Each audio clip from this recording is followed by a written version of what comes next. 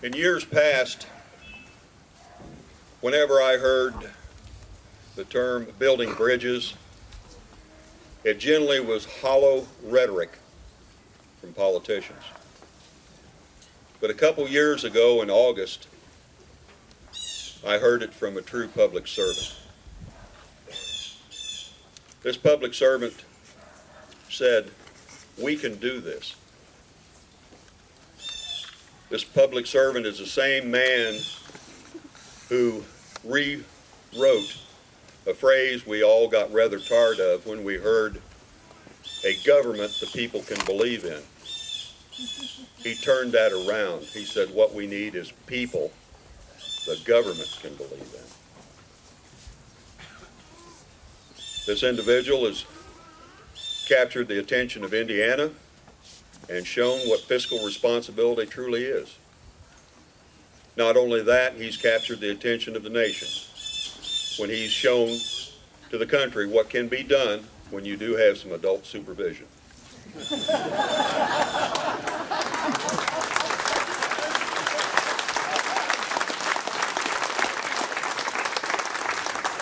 Ladies and gentlemen, without further ado, I call to the microphone our most honorable Governor, Mitch Daniels.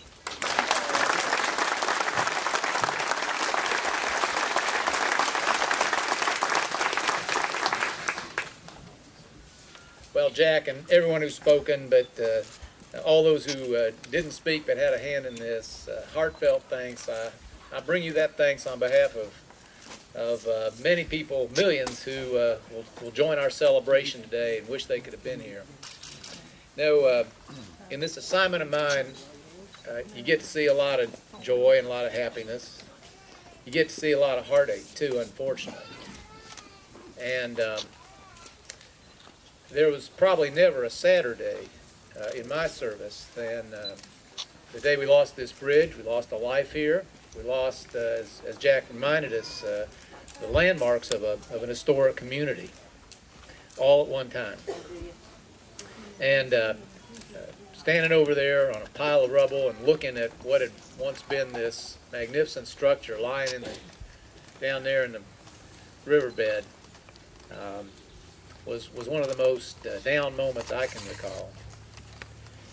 And wasn't just here.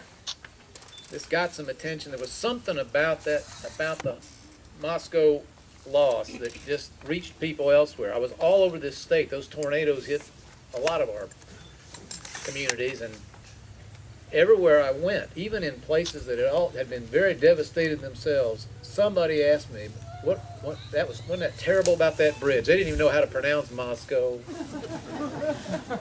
But it had really reached them. And they were just as sad about that as what had happened in their own area. Well, we took a look, but it didn't take long to realize that we could not justify, given the modern circumstances, we couldn't justify taking dollars, your state tax dollars, from something else to put here, much as our hearts might have wanted us to do it. But I just couldn't get this whole thing out of my mind. And so,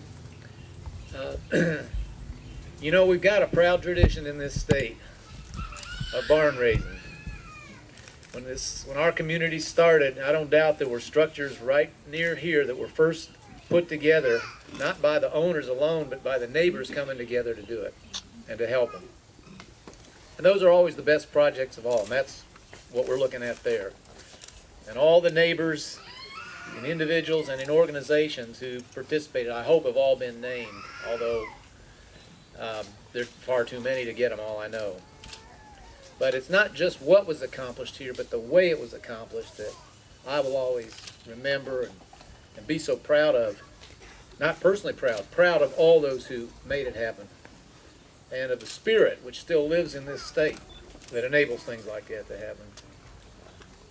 There's one group, and I think Jim mentioned parenthetically, but y'all might not have caught it, that I just want to add to the list of those we've appreciated here. We did ask every department of state government to cooperate whenever possible. I mean, I remember the day nobody could find a crane, and NDOT put the arm on some poor unsuspecting contractor. Obviously, Jack Seifert, our forester, found some wood on state land somewhere, and Rob Carter and the folks at DNR found a million ways to help. But the one I think is most interesting was some of those who have lost their way along life's path and are currently among the guests at our state correctional facilities. Came out here and put in an awful lot of time. John, I don't know how many hours. I don't know if anybody kept track. But I had asked that a few of them be here today, and I believe that got taken care of. Ed, I saw Ed. Yeah.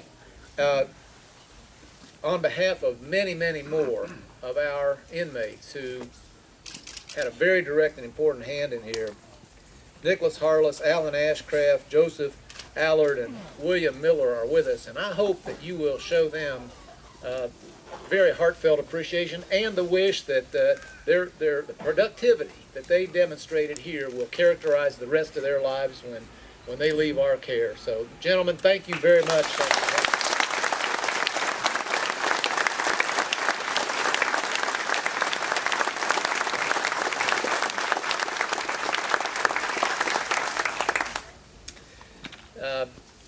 Everything has been so well said already, it needs no repetition from me. I just want to celebrate, and I just look forward to telling this story now that it's complete elsewhere in the state.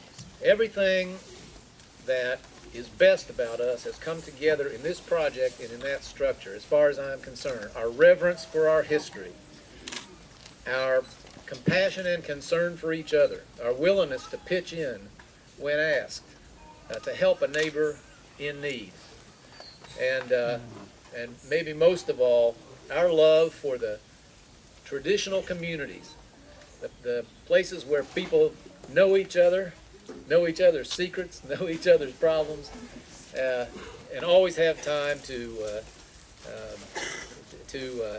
lend a hand. This we will never let go of in Indiana, and everybody who has made this magnificent structure come back to life has proved it. Thank you very much.